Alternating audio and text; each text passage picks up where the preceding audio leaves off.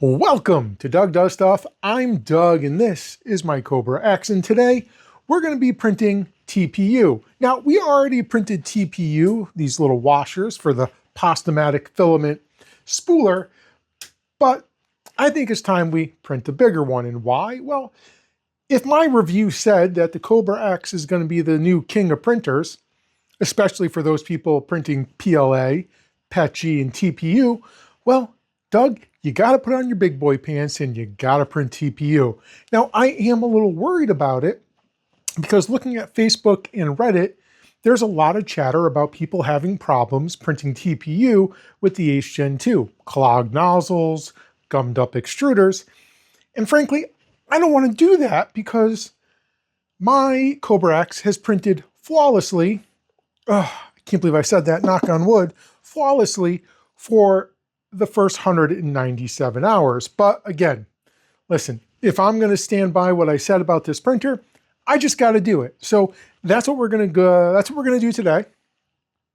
We are going to print a airless tennis ball, an airless baseball, something on the Kobra X in TPU. So let's go ahead and get it loaded up. We are going to print in TPU, so we need to get some TPU. I have my TPU here in this dry box, and it sits at about 14% humidity, which is pretty darn good. I am going to be using Anycubic 95A TPU in gray. That's this here. We want to get it loaded up. I'm going to choose slot 1. So before I can do anything, I need to unload what is in slot 1. So why don't you come over here so I can show you how to unload and load TPU. All right, so to unload our PLA that we have in there, we're going to come down here to our filament. We're going to choose the first one, and we are going to hit unload. Now, while that's doing its thing, this is the way to unload it. You do it through the screen. It heats up the nozzle and it homes to 250 degrees. And frankly, I don't know why. The filament is already cut, so it's not cutting the filament. So I don't know what the purpose is of heating up to 250 degrees, but it's going to do that. And then it's going to tell us to unload it. All right, it's heated up. It now says unload filament. So then what you're going to do is you're going to come over here to the filament, you're unloading, and ours is going to be spool 1, and you're just going to pull back on it. Make sure you hold it so it doesn't unravel on you. And there it is. And then you're just going to want to secure it however you choose. Get over there. All right. I have on mine, I have a filament holder that I have to, from backwards, undo. There we go. More to come on this in the next video if you're interested, so stick around. All right, so now with that unloaded, we need to load our filament. And you see this? That's in the next video too. Not happy about that one. All right, so to load TPU filament, because we're using Anycubic filament, we're gonna wanna come down to the screen and load filament. So let's back up here. Come on. We're going to click on the slot we want. We're going to hit Rifty. And we're going to hit Start Recognition. And you're going to see the bed move out of the way. I'm then going to take my filament. And I'm going to scan the tag until it beeps. Come on. There it is. And it says it is ready. So the next thing we need to do in order to load filament is we have to undo, according to the wiki here and down in the comments, we have to undo the Bowden tube. So I'm going to find Bowden tube 1. Come on. Push down, pull the tube out. Now, with the tube undone, we are going to take our filament and we're going to feed it all the way down the tube so it comes out the other side. All right, so now with filament out the other side, you're going to feed the filament into the ACE Gen 2 until you hear that chime. Come on.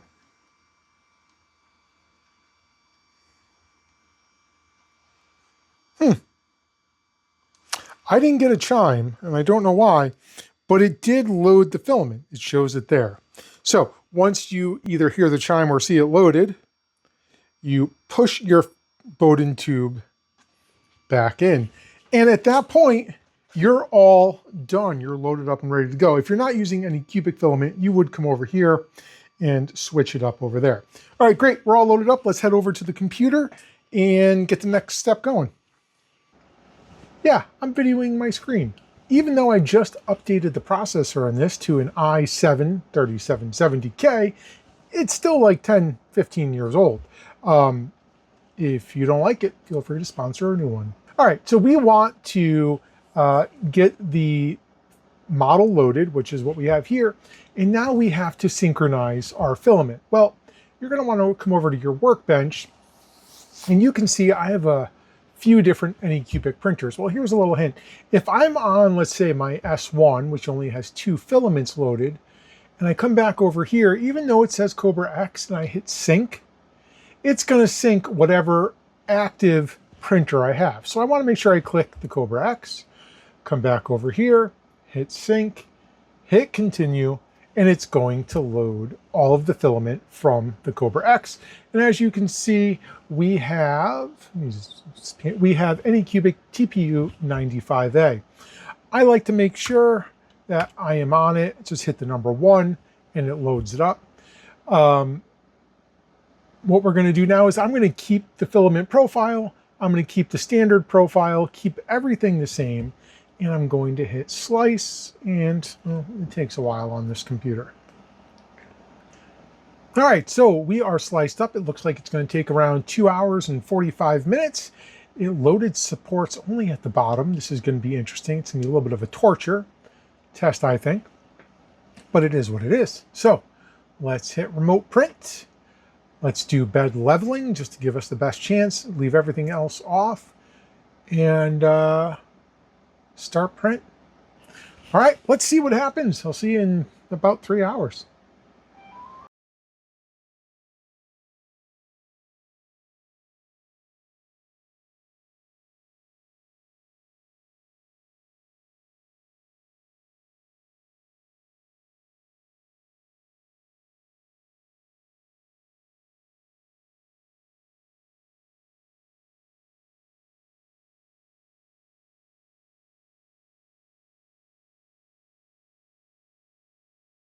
Okay, well, our TPU print finished, and let's take a look at it. Come on closer. All right, here we have, the bed is still warm. We're gonna take this off of here. Oh, that sticks really well. All right, our supports are coming right off, which is nice.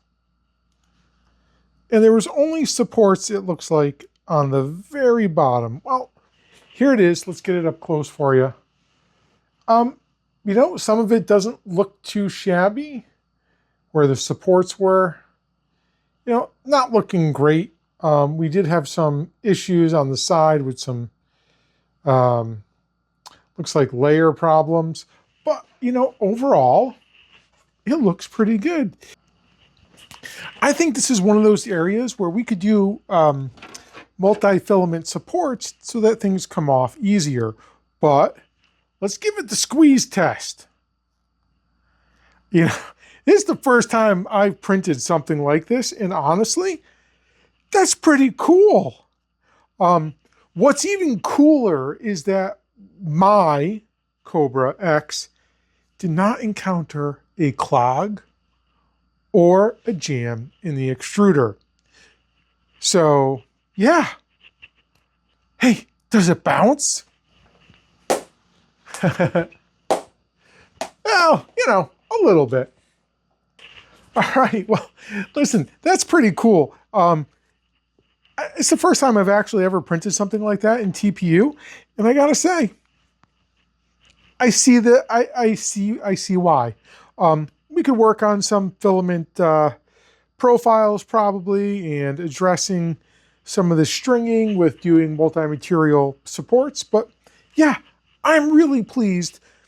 My Kobra X did not jam and did not have a clog in the filament. So, whew, that's pretty cool. Anyway, if you made it this far, greatly appreciate it. Thank you for taking the time to watch. Hit that like button, hit that subscribe button. Stay tuned. Our next video, or my next video, is going to be about upgrades on the Kobra X to deal with things like that. That's not good. But anyway, yeah, I'm going to get this TPU unloaded and get on to the next one. Thank you.